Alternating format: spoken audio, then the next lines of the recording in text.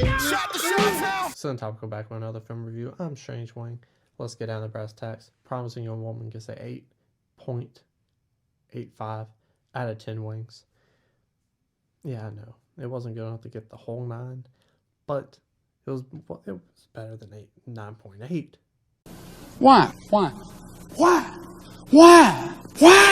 This film has a recipe for everything that's good in cinema. Everything that makes Jaws a good movie. Everything that makes, well, most Spielberg films a good movie. But things like that. Things that are the whole package. Things like you see in Rear Window. Or Citizen Kane. These perfect movies everyone talks about. The thing that makes it encompass all this is emotions. And this film holds every emotion. And it does a little bit more than that too. It brings a conversation and a message that everyone needs to hear, male or female. That, because this film targets males and females that do wrong with sexual abuse, taking advantage of people while they're drunk, things like that, slipping Mickeys, all that bad shit it talks about in this movie, and it goes after males and females, which I wasn't expecting. Am I lying? You go on this dark, witty, and realistic ride. I don't even know what to call it a ride, because rides are fun, even though this film was kind of fun with the humor, but I'll talk about that later. This film is almost like a Kubrick film, how it makes you feel uncomfortable.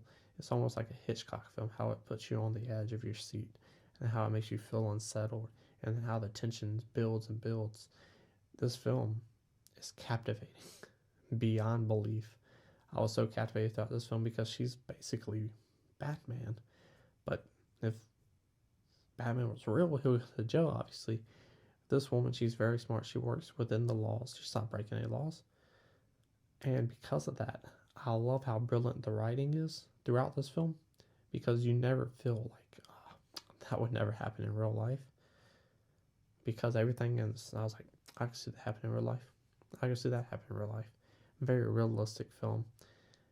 And the story is bringing this constant, like I said, the feeling of unsettlement mixed with this high level of tension throughout.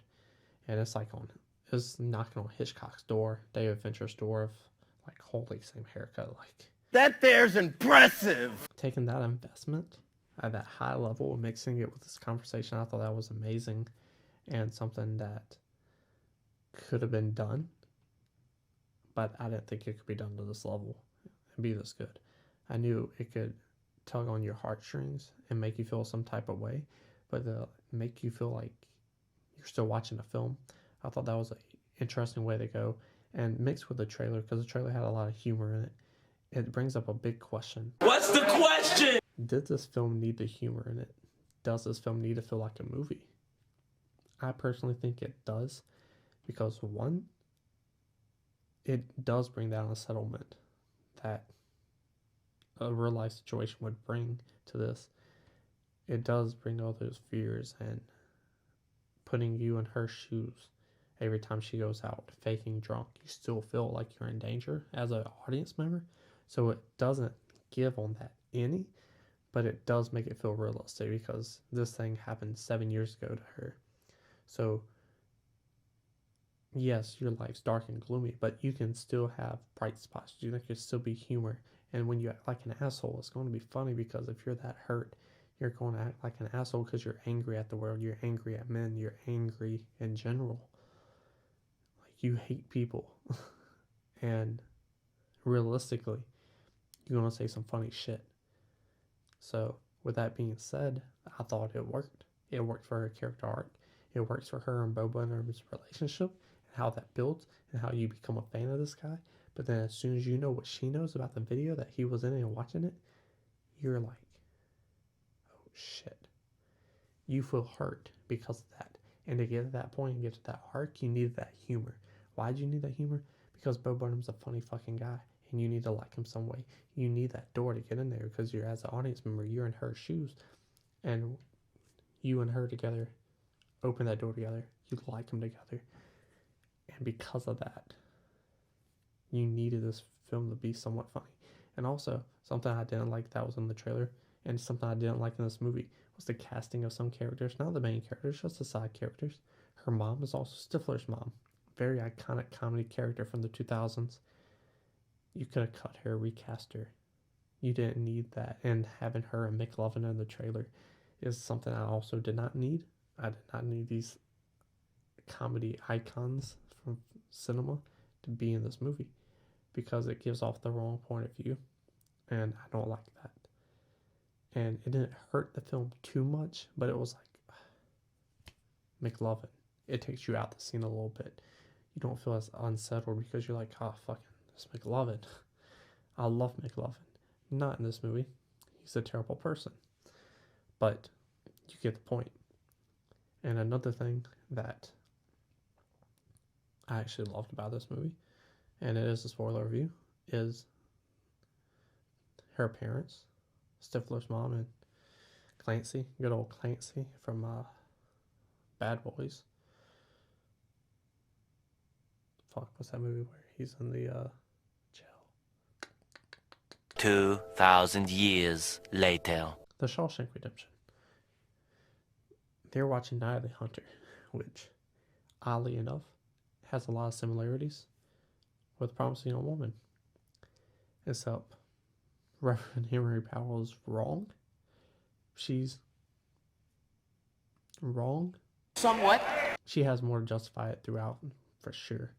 But kind of following the same beats, same point of views, and almost the story to somewhat of a degree. And in a way, it's like these things blend so much. So as soon as I saw that, I was like, she's gonna die. What happens? She dies. But it just shows how smart this character is and really puts it over where you're like, you think you're lost because you're so invested, and you're like, man, she couldn't get it done, but she does. And that big twist at the very end where everything goes right and the right stuff gets to the right people is like, it feels like a weight's coming off your back. This film, like I said, the investment's off the charts. The feeling, the emotions that this film gives you is a dark, twisted, beautiful mixed bag of emotions, and I loved every second of it. I love the filmmaking and how a film can make you feel, and the conversation a film can bring. This film is art, and art deserves a very high score, which is why I give it a 9.85 out of 10 wings. Not much wrong with this film, but it isn't for everyone. It has a couple of characters miscast. It has a lot going for it, but because of those little things, I thought it hurt the film tremendously, and expectations a thing, and the audience is a thing too. So not a lot of people's going to enjoy this movie. I was sitting next to some cocksucker who brought her parents. Well, I could say cocksucker. Her dad was a cocksucker for sure. He's just like a cocksucker. But this Promising Young Woman, to say, brought her parents to see this movie. She's probably like 18, 19. And her dad, as soon as the movie's done, he's like, that was a terrible choice. That didn't have anything to do with Christmas. That was not Christmas appropriate. It's like, no shit. tell me what you thought about Promising Young Woman down in the comment section below. Square up, hit the like button, share the video, and subscribe.